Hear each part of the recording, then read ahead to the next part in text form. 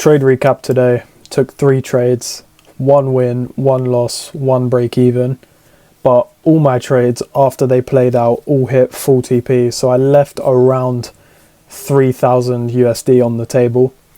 But I'm more grateful for the lessons that I learned from missing out on that money rather than making it and keeping up with my mistakes. So first trade of the day right here. Market open around here. I was not sure if we was gonna take out London highs before we took out London lows. So I was kind of seeing which way we manipulated towards for my bias. So if we pumped that market open, I wanted to see the high get taken. We actually dumped, so I wanted to target the low. My main draw of liquidity today was London high. I wanted to see a sweep of the lows and then a long towards the highs. But normally how I trade is I'll look for my main draw of liquidity, the main target for the day, and then I'll look for a trade, a small trade that I can take that gets us to my entry point, and then my main trade of the day goes towards the draw of liquidity. That is my target. So right here, market open, we dumped. We had a 3-minute inverse of this gap. We retested to the upside, got a clean closure, and then we were so close to London low, I just wanted to take a little short position to the downside. So entered in my position. Within literally 1 candle, we dumped straight down, and we was 1 tick away from my take profit. 1 tick. But it did not get hit. ES actually took London low before NQ did, so I moved my stops down to break even because ES took and NQ didn't. We then came back up, stopped me out right here at break even, and then eventually hit my full TP. So I think going break even on a trade like this was smart because we created a SMT at the lows. But also, because it's such a small trade, I could have held my position and then hit full TP and made it extra $600. However, I didn't do that. I think next time, though, I'm still going to stick with going break even when one index takes a significant draw of liquidity and the other one doesn't, because the SMT could ruin me. Then, my second trade of the day, I had this 5-minute bullish rejection block marked out. I used my fib tool to mark out the low of the rejection block. Then I used the top of the rejection block to mark out the high.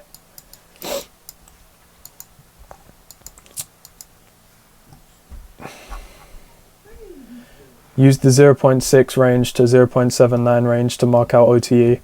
When we tapped into OTE, I set my limit order and bought my position.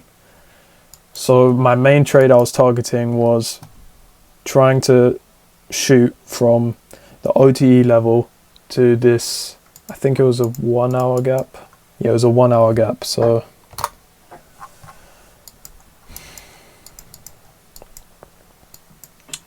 when we came into OTE, I had my limit order set out. When I saw we started coming down, I bought.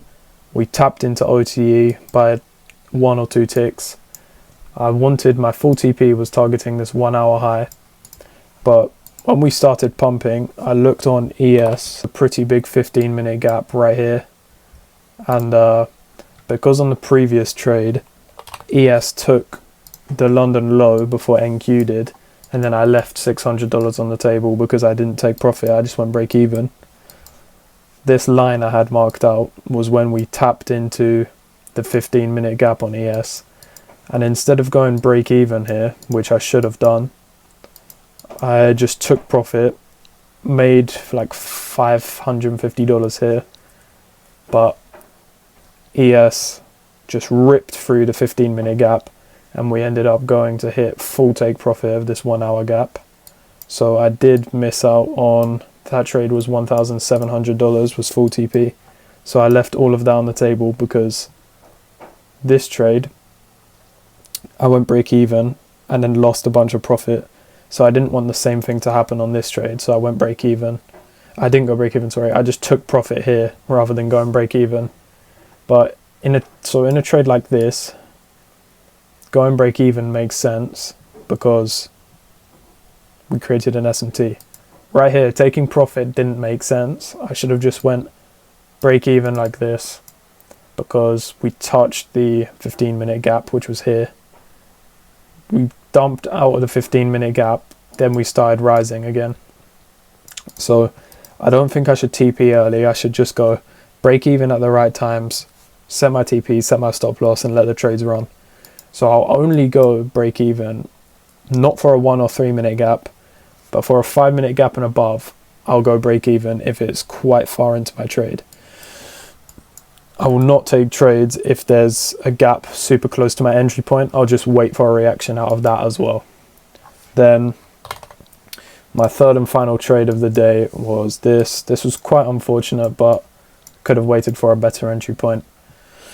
So right here, we tapped into a 30-minute gap on this on this high. We came down. I wanted to see a little retest to the upside before shorting towards this 5-minute gap, which then created a 15-minute gap.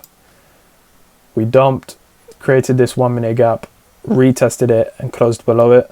I entered my position on this closure right here, targeting the 5-minute gap. We just chopped around a bit. I got stopped out by 1 or 2 ticks, and then we dumped straight to full TP, which was inside the 5-minute gap. So for this, when I started seeing we was kind of chopping about, we also had an extra high above and an extra 15-minute gap above and a 5-minute gap inside of there. I could have waited for an extra confirmation. So right here, this candle that stopped me out actually touched into a 15-minute gap, then dumped down. So to improve, be slightly more patient on a trade like this. However, this was just unfortunate because this was quite a clean trade. Because I knew, again, I was still bullish. I wanted to take out London highs, but I knew I was looking at the chop. I wanted to see a little retest before we came down, and I knew I could tell this was going to happen, and it did perfectly. I just needed to get a bit of an entry point, a bit of a better entry point. The main trade that I need to improve on today, because this was the biggest, like what if, the biggest loss. Took this beautiful entry with the rejection block OTE and fib. We didn't even come into drawdown for a single second. It literally just pumped and pumped and pumped straight to full TP. Full TP was 1.7k, and I went break even at I took profit at a 15-minute gap because I was scared of losing. But I should have just went break even. If I went break even, I would not have even got stopped. Would have just pumped straight to TP. So next time, don't TP early unless I'm passing an account or unless I'm getting a payout.